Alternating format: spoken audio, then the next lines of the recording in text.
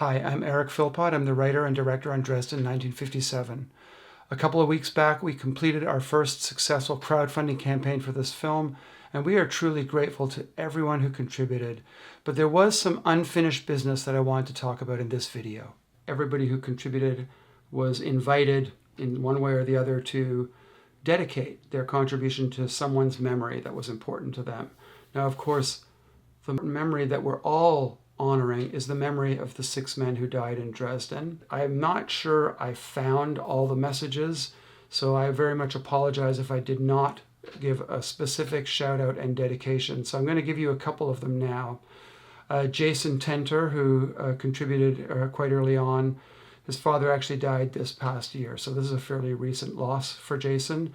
So he says, I'd like to dedicate it to him, Klaus Tenter. So thank you, Jason, and in memory of Klaus Tenter. Harold Kleivecht, he said, this is in memory of my parents, Jacob and Annetje Kleivecht, who immigrated from Holland to the Dresden area in 1950. What so sadly happened to these immigrant workers could have been my father. That's Harold's dedication to his parents. Tim McCallum, who is the father of some Hovius grandchildren, actually, so related. He wrote, the Dresden incident specifically and workplace exploitation in general has always made my blood boil. While workplace health and safety laws may have changed since 1957, the power imbalance has not, and to this day, lives are at risk in many workplaces.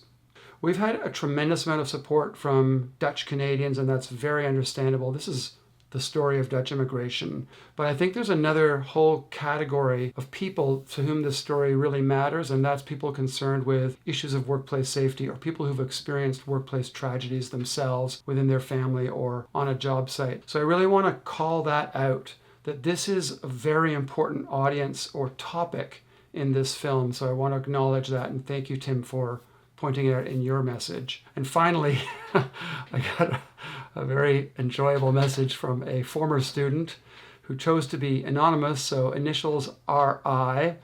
She said, I don't have anyone I specifically like to honor with this contribution other than the memory of you walking out of the closet in some history lesson and the grade 2s marrying Joe and I when we were in grade 1. So this is a classmate of Joseph Crawford, my colleague on this project. And so she recalls as a grade 1 girl being married by the grade 2s to Joe, which is great. Good choice, I'd say. I have no recollection of walking out of a closet during a history lesson, but I guess I did it. Maybe it's when I came out as a history teacher. Haha. Anyway, dad joke, terrible. We are posting a full list of our contributors on our website, and if you're anonymous, it will be with your initials.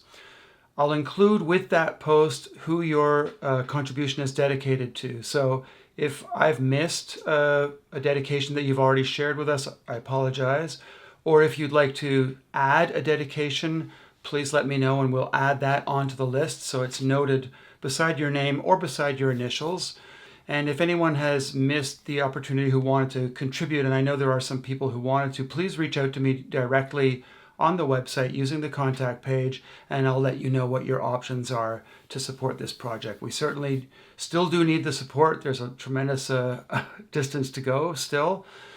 So all support is very gratefully received and will be posted publicly so that we continue to have this kind of transparency and kind of mutual accountability, which I think is essential for something like this.